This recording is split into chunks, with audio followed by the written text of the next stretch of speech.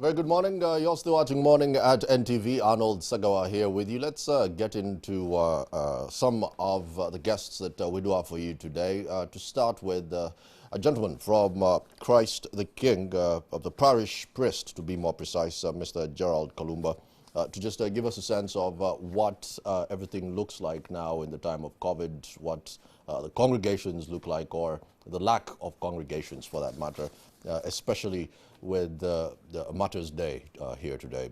Many thanks for making time to speak to us, Mr. Kalumba. Thank you very much. Just give me a sense of how bad has the pandemic affected what the church stands for in a grand scheme of things?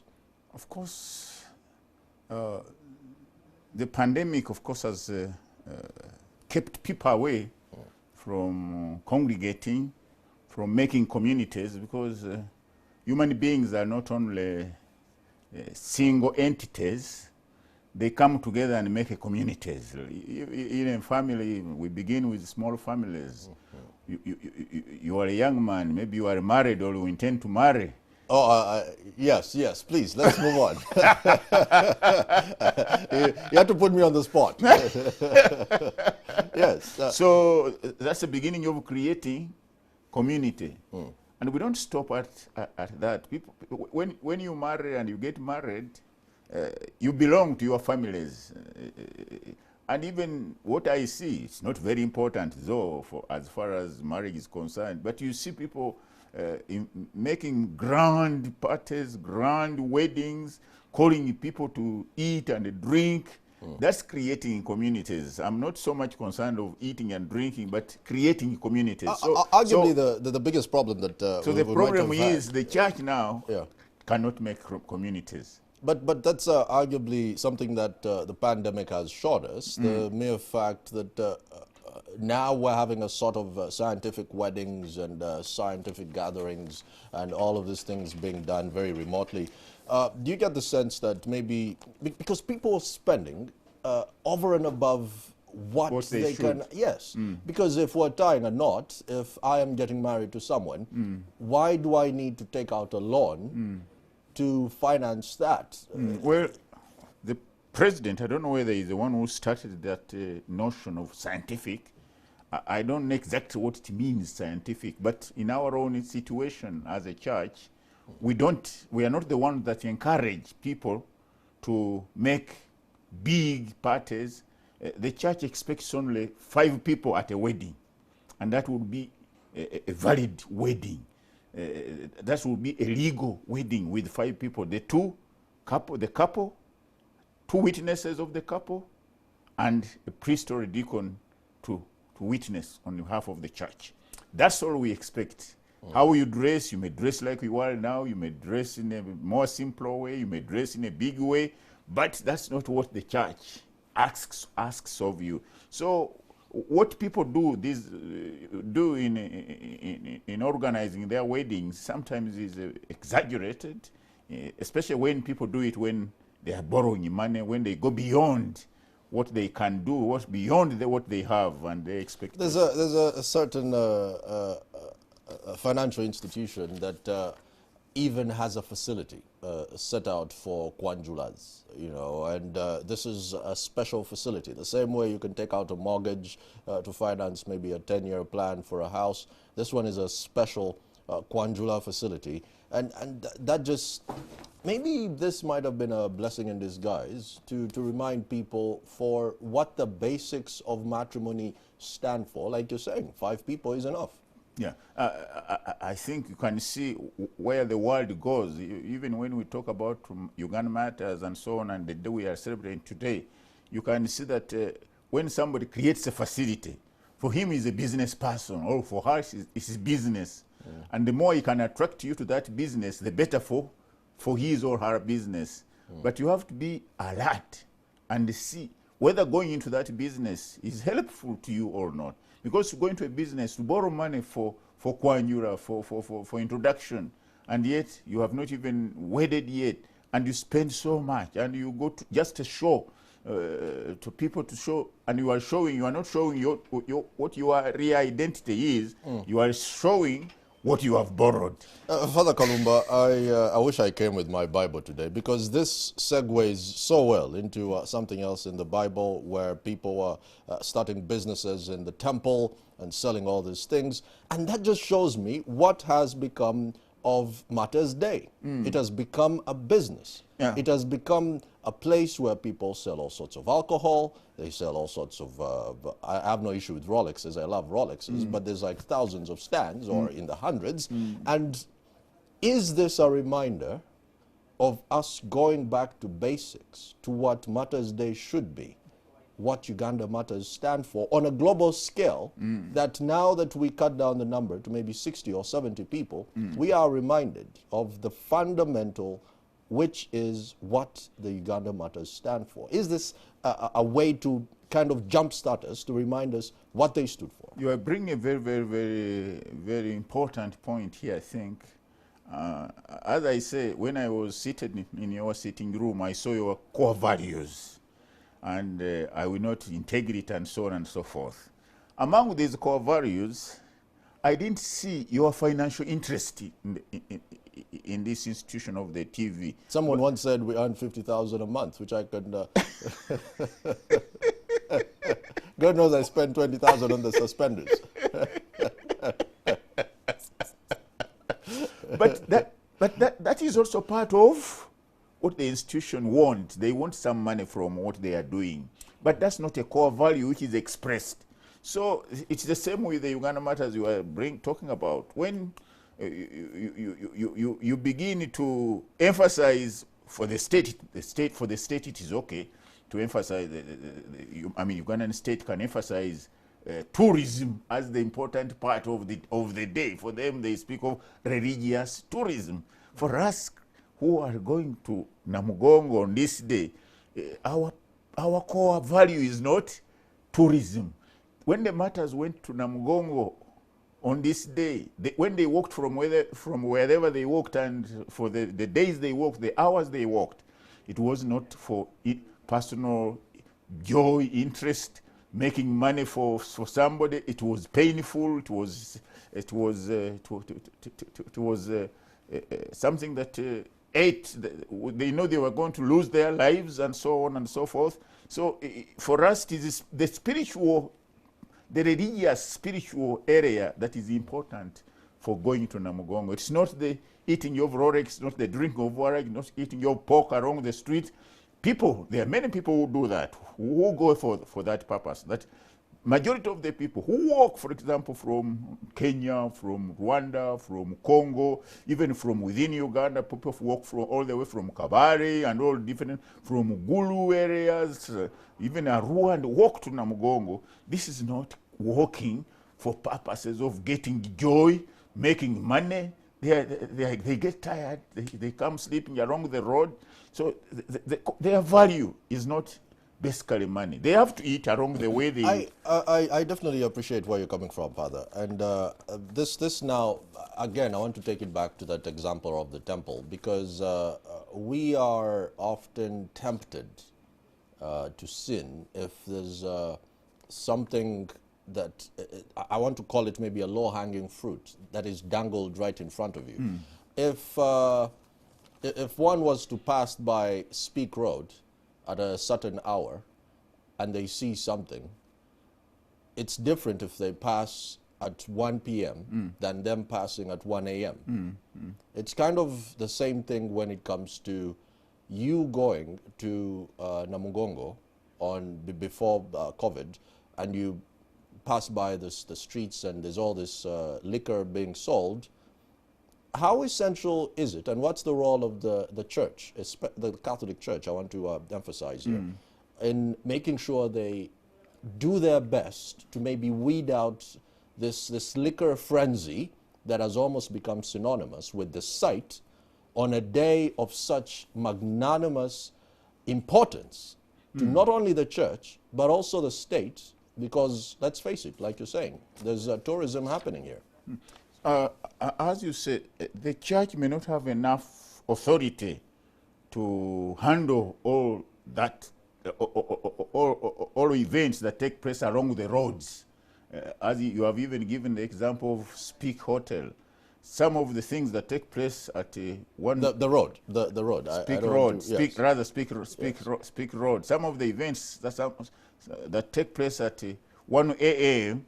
on Speak Road may not be the events that the nation is very proud of, such as in some cases, but who has really come out to stop it? So the church may not really have the authority to stop people from going around the road selling liquors and others buying it. So there are many people who go out just to amuse themselves. That's why I'm saying when we go out as Catholics, majority of the people who go out as Catholics to Namugongo are not those who go for these liquors. There are few individuals who go out just to make the whole thing look like a day of eating and drinking, which is not the issue. Majority go and spend their nights at the shrine, they sleep there, they pray, and so on. These are the majority. The minority may do what you are talking about, and that is not really... like now, you have invited me for this program, which is, if it's good, I thank you. And in this program, we can sensitize people to know what our priorities are, so that those who go there may not be taken off. Like, for example, you are a journalist or whatever. I don't know what title to give to you, but you are in those areas. You know, when you are in such areas, you will go out to stress what is abnormal. No, you will not go out to stress the majority who are there. They are really seriously praying. You will pick out one man who is staggering on the road after taking waragi, and you say that is Namugongo. I wouldn't say the people, it's one man, really. And definitely our role is to question. Yes, and, that's right. Interrogate Yes. and investigate. That's and right. try to empathize with all the sticking out fingers. That's right. And it's again, if I said that, and I do not give you a right to reply, then we might have a problem. But That's you're right. addressing this in a very well thought out manner. Let's talk about the Uganda Matters at this particular time of COVID. Talk to me about the theme on this particular time. I understand it's kind of segueing into the initial themes at the time of the killing. Talk to me about the theme. For the celebrations this year? The celebration basically is a spiritual celebration, a celebration to inspire life, not only life in this world. What we have been talking of is life of this world, how people live in this world. When they are marrying, how they organize their marriages. When some going out to enjoy a drink and to enjoy a piece of pork or whatever. That's this world. Now, when we go to Namugongo on a day like this, our emphasis is inspiring people to go out and focus on life, in life eternal, which life the Uganda Matters died for. When they died, they had the faith, they had the belief, which we also have, that their Lord, their God, our God, Christ would save them, would give them a better life, would reward them for what they went through, and that's what brings us out to emulate, to see how the courage they had, to emulate the courage they had in such circumstances, and that's what the Christian should look at more, that inspiration. And I think if you read the letter to the Romans by St. Paul, chapter 8, you will see there how St. Paul talks about a life that people in this world are more, they focus more on the earthly element of this world. But we who focus on Christ, as much as we live in this world, because we cannot say we are not in this world, that we don't eat, that we don't sleep, that we do everything that people do in this world, but with a focus on the world to come, so that the world to come regulates what we do in this world. Right, if you are just joining us, you're still watching Morning at NTV. The pictures on your screen on the left, you can see those are coming to you live from the Namugongo Shrine. And on the right, you can see what was. That's, of course, in the previous years. Joining me right now in the studio, we do have the parish priest for Christ the King Church, Gerald Kalumba. And it's two contrasting views, as you can see, Father Kalumba. On the left, what is, and on the right, what was. Definitely two contrasting times. And, of course, no one saw this coming. The pandemic just swept the world by storm. Hypothetically, if the pandemic was to stay, if this was the new normal, is this something the church could actually work with? Well, nobody planned the pandemic. I'm not sure about that, whether it was planned or not. Some people... There's a lot of conspiracies. There are a lot of conspiracies, yes. Theories, and so on. I don't know what happened, but as far as we are concerned, particularly here in Africa, we thought it was even very far. In December, they were talking of a disease in China, in Wuhan, whatever, and we didn't think it had anything to do with us. But that came. We didn't plan for it. So to ask that how would the church, because we don't know what will happen tomorrow. The thing might die out all of a sudden, and people go back to ordinary life. We want to live normal lives. This is not a normal life. This is something that is being forced on humanity. But we can learn something from what is forced on us by nature or by humanity, making mistakes. I want to bring in maybe the story of Noah. And you say this is not a normal life, but isn't it times like these? I don't want to become a like a certain gentleman who says, I knew this was going to happen, but I didn't tell anyone. But isn't it times like these that our faith is supposed to be reasserted? The reason why I say that is in the Old Testament, where there would be sweeping declarations and maybe a society is swept aside, and then people's faith is just brought back to the core. Isn't it times like COVID that our faith is questioned for us to come out even stronger? That's Isn't right. this something that the Catholic Church could actually embark on and just bolster their position in society? Modern media like yours and many other, Facebook and so on, are now assisting us as a church to go to the people. I saw Pope Francis can now deliver his sermons on podcasts. That's right. Yes. So what I'm saying is that a moment of this nature can be a source of learning for us. That when we come out of what is happening, what is abnormal, we be stronger than we were when we entered it unknowingly. So that when we get out, we are focused to God, to know that God has the power. Because what is happening now is not something that has been forced on us by people who can make bombs, nuclear bombs. It's not forced on us by people who can make bullets. It's not forced on us by people who can make AK-47. It is forced on us. Everybody is told to go inside. Not because there is a bomb outside. When there was a war, when this NRM government was coming to power, the NRA people were shooting all around, and the government were shooting.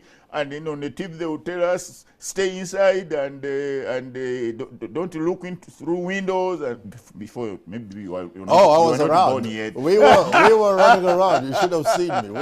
We were running all over the place. You should have seen me. I was younger. I was a younger man. You were a young man, yes, not a younger boy, no, a young kid. I was a young man. I was running around.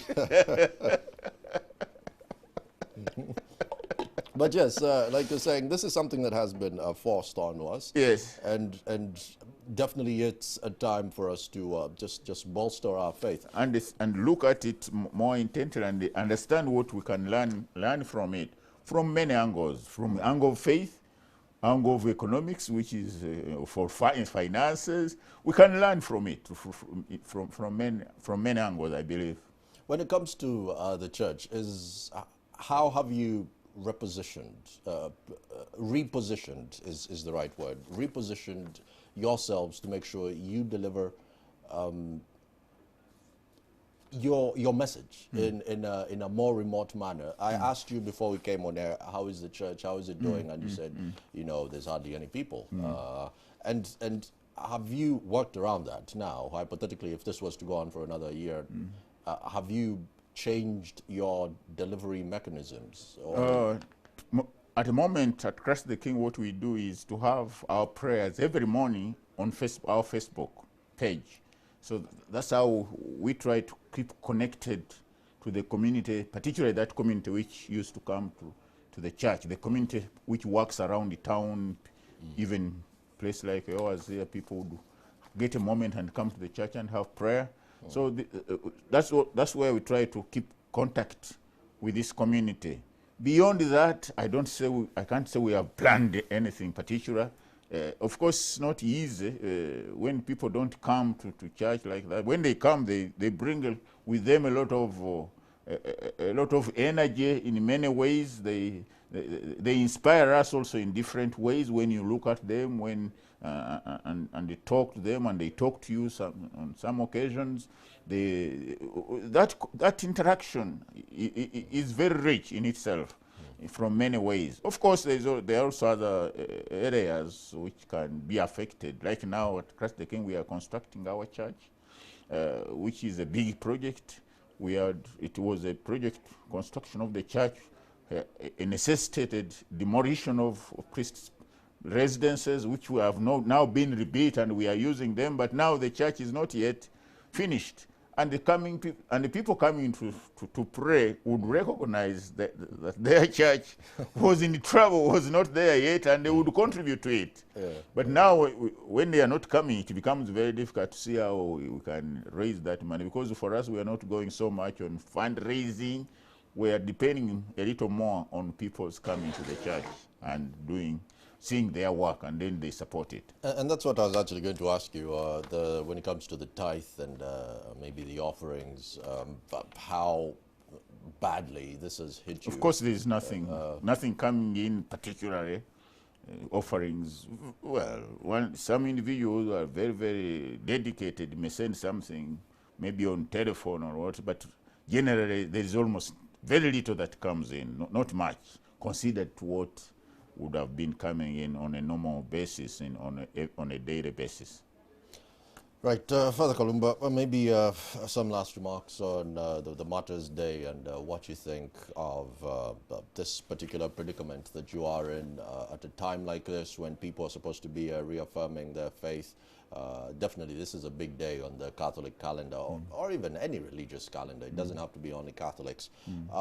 Just give us a sense finally on the message that needs to be reasserted and reaffirmed in every Ugandans, regardless of a tribe or even religion, that needs to be reasserted in their heads. Of course, something very important here is the commitment in one's life, commitment to what you profess, commitment to what you do, commitment to work, commitment to. So that's what the Martyrs teach us. They got their truth, and they were stuck to that, and they were ready to die for that. They didn't waver from it. So I think that's a major thing we have to learn, and I send my greetings to all people out there listening to us, particularly the Catholics would have been in Namugongo, or even Anglican Church, which also celebrates the Martyrs on this day. Our Muslim people don't, I think, particularly celebrate it on this day, but they also had Martyrs. But I wish all those who celebrate it in faith, not celebrate it in the other way of drinking and eating. Those who celebrate it in faith, that wherever they are at home, be blessed. Even not only here in Uganda, because there are many people who come from Tanzania, many people come from Kenya, many people come from Rwanda, from Congo. We wish them a very blessed day in this manner. Let this manner teach us something for the future. Many thanks for that, Father Gerald Kalumba, who's the parish priest for Christ the King. Let's head over to the Uganda Matters, to the shrine. It's, of course, in Namugongo with reporter Stephen Bide. Stephen, how's it going there? I understand all close to 60 to 70 people. Thank you for watching Morning at NTV. This is Stephen Mbido coming to you from the Martyrs Church, Anglican Martyrs Church here in Namugongo, directly opposite the Martyrs shrines here at the Namugongo. But here, the celebration is already underway for the remembrance and celebration of the Anglican Martyrs who died for their faith. But here, let me first of all speak to the retired but not tired Bishop Jackson Matovo, who is also the chairperson. He has been the Central Uganda Bishop, but he is now retired and he is now the chairperson of the development of these shrines here and all the facilities that are here. Good morning to you, Bishop. Good morning. How are you? How do you feel getting to this day that when we are celebrating the Martyrs of Uganda? It's great that we have reached this day. Very special from the celebration we usually have every year. This is going to be scientific celebrations, but I'm very grateful to God that we have been able to be allowed to congregate, though in this small number.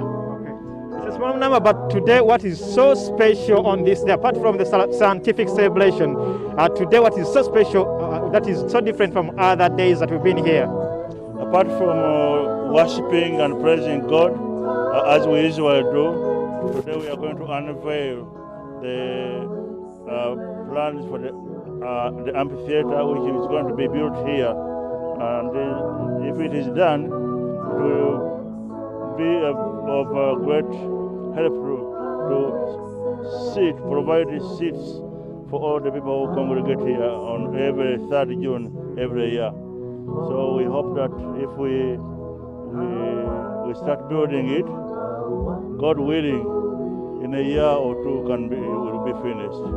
Maybe you can explain to the viewers out there the actual relevance of this amphitheater, because we've seen one at the Catholic shrines, but this one at Namgong, which is going to be constructed by Sayan Brothers, how relevant will it be for the Christians who will be coming here? This is the actual place where the martyrs were killed or burnt. 25 people were burnt from up there. The furnace was here. There were 13 Anglicans and 12 Roman Catholics. So if you want to see where the martyrs were burnt, you have to come here. Though at the Roman Catholic site, there is one who was also burnt there, Kalori Luanga. So, but the big number was here. So it's also very important place. Yeah. You are the chairperson of the development committee of this place. This time around 2020, what is so special that you've been able to do? Because I know you took over from the late former Archbishop. What have you been able to accomplish, and what are you doing as the chairperson of the organizing committee and development committee of this place? Yes. When we started, we had to make sure that we put in place or what was planned by the late Archbishop Nkoyoyo. So we had to build a boundary wall. We had to finish the toilets. We had to finish the core site, execution site, where the martyrs were burned. It has been a big job, but we praise God that we have done it. We are very grateful to the government, which came in our assistance. They have assisted us a lot, and also to His Excellency the President, as a person, contributed a lot of money, which has been of great help to see that we raise that thing. Thank you so much, Right Reverend Bishop, retired Bishop Jackson Matovu. He's the former Bishop of Central Uganda. He's been speaking to me about what is happening here. Just here is where the Archbishop of the Church of Uganda, Right Reverend Stephen Kazimba Mugalu, is going to be sitting next to the Bishop, like Bishop of Namirembe, that's Bishop Chicholu, Bishop Wilberforce Chicholuwalira, and other bishops here, and other 40 dignitaries will be here, those from government, Central Uganda, and other invited. Only 40 of them will be here, and just here is the choir, that is Anglican Fellowship Choir, that is giving its service here at the Namugongo Matters Shrine. This is Stephen Mbide. You're going to be watching this celebration live on your TV and online. Now I hand you back to Arnold Sega, who is in the studios right now. I'm out. Many thanks for that, Stephen Bide joining us from Namugongo. Let's head over to Priska Namlema, who is also at the Catholic Shrine, to just give us a sense of what's happening on that particular front. Priska, just give us a sense of what the celebrations are looking like there.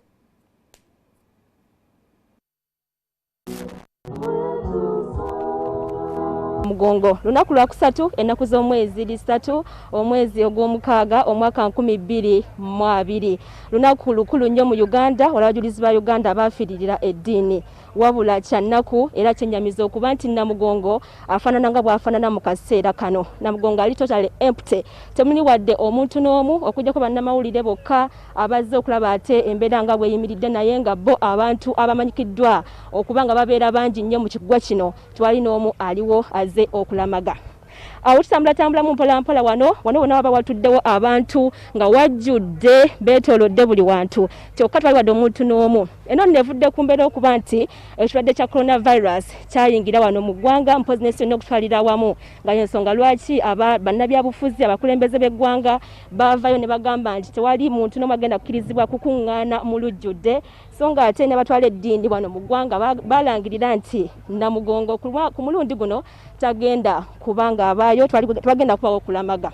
Namugongo jjukira asombola abantu abayitirivu ennyo, abawanvu n'abampi okuva mu bitundu by'eggwanga ebyenjawulo, abavudde ebweru w'eggwanga bonna bajja mu mbeera ey'enjawulo, abatambuza ebigere, abalinnya emmotoka zaabwe, abalinnya zi-taxi, kwegamba buli muntu asala amagezi okulaba nti ajja Namugongo olw'okukkiriza kwalina olw'abajulizi. Kyokka ku mulundi guno kyekisobose olw'obulwadde bwa coronavirus. Wano wensemberedde watera okubeera mmisa enkulu eya wano e Namugongo, kyokka kikwewuunyisa nti wonna wakalu. Wano Kayanja nga walabawo wonna wabeera mmisa, wabeera abatambizi abakulu, wabeera abayimbi, wabeera kwegamba wonna nga walabawo ku ssaawa eno wali totally empty.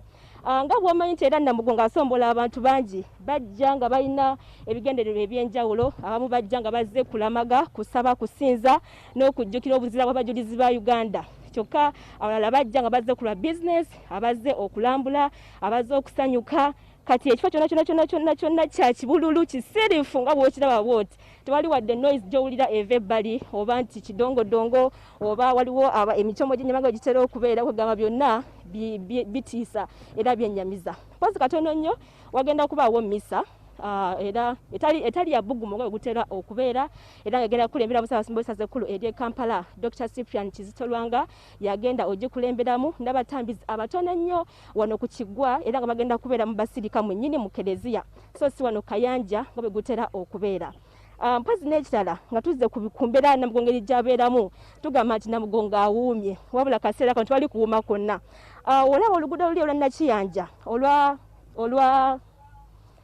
oluva wali ekyali wajjala wayitawo batyawo ate nno kyali wajjala ne lujja mpaka eri ku kya Kristaayo, lubeera lubemberedde abantu nga bayitirivu nnyo, jamu nga mungi nnyo, abeetisse emigugu egy'enjawulo, wabula kati wali empty, tosobola n'okutambula n'odduka n'emisinde, so nga ate luli nga n'osala ekigere wadde ogamatika ntambuleko bwe nti kiba kizibu nnyo, wabula kati buli kimu kisoboka kuba Namugongo taliyo ku mulundi guno. Aba business bo tubasaasidde kubanga abantu bangi nnyo batera okujja Namugongo bazze okukola. Oli nagamba nti nazimba akayumba kange mu business gye nakola e Namugongo, wabula kati oba kati abo bo bakoze batya naffe tetumanyi. Tusaba busabi nti yenna gy'oli okyasobola okuba nti weetaba mu kusaba kwonna kw'oba osobodde n'osinza mu mbeera gy'oba osoboddemu kubanga era wonna wooba oli Katonda asobola okukola ki okubanga akuwulira. N'ekirala abajulizi bano abasinga okwogerwako era woyogera ku bajulizi ba Uganda waliwo omuntu gw'osookezaako amaaso. Kuliko Kizito omuto era nga mu Bakatuliki yawolereza abaana abato. Kuliko Nowa Mawogali, kuliko Kalooli Lwanga, bonna nga y'ensonga lwaki baali balenzi bato naye ne basalawo okufiirira eddiini eya Ekikatoliki mpozi n'Abakristaayo wonna okutwalira wamu. Bano nno baafa dda ku mulimu gwa Ssekabaka Mwanga nga balangibwa okuba nti bayolesa obuzira n'okwagala ennyo eddiini yaabwe. Wano ku NTV ne Spark TV tugenda kulaga misa yonna nga bwegenda okutambula era n'okwogera kwa Ssaabasumba ojja kuba okulaba butereevu ku mikutu gyaffe gyombi. Beerako tojja kwejjusa. Priska, many thanks for that. Priska Namlema joining us from Namugongo. I feel like I don't have anything to add to that. She just summed up each and everything from the road from Charlie Wajala to Kizito. It's very jam-packed, should I say, with information and very exceptional reporting. Back to Father Kalumba, who is the parish priest for Christ the King. We've touched on many of these matters, the issue of the business, the issue of reasserting our faith at a time like this. Maybe it's time that we just got a reset of sorts. She touched on a few of the matters. Chizito Omto, who is very young. Just give me a sense of the message here. What did the Martyrs stand for, and what lessons could we actually pick from their tribulations at the time and what we're actually going through at this particular time? Well, the Catholic missionaries arrived in Uganda in 1879, and the first baptism, I think, took place to the one who was baptized first. Was baptized in 81, I think, but he was not among the martyrs. Yes. Nalubanda was not among them. But the martyrs, some of the martyrs were baptized only at the time of their death. But what is interesting is that in 1882, the missionaries withdrew.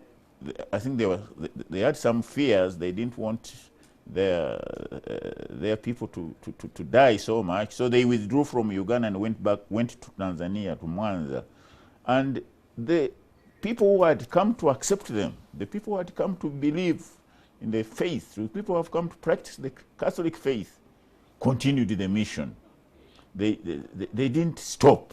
Actually, they mobilized more. We are told that about 300 people had been evangelized at that time. By the time the missionaries withdrew, there were about 300 people and 20 baptized. But when they came back 2 years later, they found 8,000 who had joined. So if I'm just to understand this right, in the late 1800s, the first mission comes, someone is baptized, and the mission grows just a bit to around 300. Then the original missionaries cross over to Mwanza. So the persecution was already happening long before the Mwanga era. Is this what I'm understanding right? Yeah, there was some conflicts already earlier before the martyrdom of these young men. There were some conflicts rising from different angles, some from within the faith-based groups, but others also from the leadership of the kingdom, and so on and so forth. So there were already some bit of conflicts which forced the Catholic missionaries to withdraw from Uganda at that time. So upon their return, with the movement of sorts had grown from around 300 to about 8,000. 8,000. Right, which is which shows you that the impact that had been made on these people, and the majority of them were the martyrs. Now the leadership was. Those who were leaders when the missionaries went away, all of them became martyrs in the long run. That was Joseph Baliku Dembe, that was Matia Mulumba, that was Andrew Kagwa. these were the leaders of the communities when the missionaries went away. They led the communities in prayer and so on. They even baptized those who were at the point of death, because you can baptize at the point of death. They baptized those who in a bid to answer the question, this sort of exponential growth from 300 to 8,000, how does it feed into the message that we could actually be picking at this particular time? That when we get out of this pandemic, we should be stronger than when we went in. That we should be more convinced, more devoted, more serious with our faith. Father Kalumba, if I'm riding my border right now, there's talks of borders being kicked out of the city center. I missed out, let's say, on the posho and the beans that were distributed in Kasubi at the time. I missed out. I did. They saw my house and they figured this guy is not getting anything. So I'm struggling on 15 fronts. I have the person who owns my border, I'm supposed to be servicing that loan. I'm struggling to even pay my rent. How do you reassure that person that they should be stronger in their faith when all of this is done at a time where he is getting buttered on 15 fronts? That's where they are participating in what the Uganda Matters went through. When the Uganda Matters suffered, at the moment they suffered, it was not enjoying a piece of cake. It was very difficult times for them, painful times, even painful to the point of losing their lives. So that's where we can emulate them by remaining honorable, dignified in a very difficult situation like this. A very difficult situation like this can lead us to many funny activities. I like that you're bringing in the quote-unquote funny activities, because I would believe now would be a good time to reach out to maybe the youthful sect of the congregations, because I've spoken to a few parties, even at my own house, where people actually get into the premises just to maybe get a bunch of matoke, you know. And I empathize with someone who, at a time like this, is not even robbing you for money, but they just want something to eat. Now, so it's a big challenge on us, or especially we Christians, to be charitable and generous in a situation like this. This is something we are called upon every day to do in our lives, to look out for the poor, for the suffering, for the sick, for what. So these are moments. Even the Uganda Matters looked out for the sick, for the suffering, and so on and so forth. So this is although this time looking out for the sick is also tricky. You may not be allowed to go too much to the sick, because they say we will bring disease to others. But I think it is very, very important that we be sensitive to one another in a situation like this. That if you have something more, if you have some food and another one doesn't have, it's good to share this so that we can all survive in this very difficult situation. Indeed, it's very tough. I know I'd already asked you to pass on your parting message, but maybe I think they call it a pastoral message. Look at me wanting to become a father myself. You are already a father, I think. Yes, I just need to cut the hair. Please, your pastoral message, Father Kalumba, before I let you go. Pastoral message is blessing to all our Catholics, wherever they are. I send my greetings to, basically, I'm not being selfish, but I also greet much those who attend and pray at Christ the King Church, because we have a lot of big congregation that come to this church on a daily basis and on Sundays. So I greet them and wish them blessings and success in this very difficult situation. Let them remain calm, faithful, let them follow the directives given, so that we can save our lives, because the issue now is the hiding away from the disease. As much as we hide away from the disease, let us not hide away from Christ our Lord.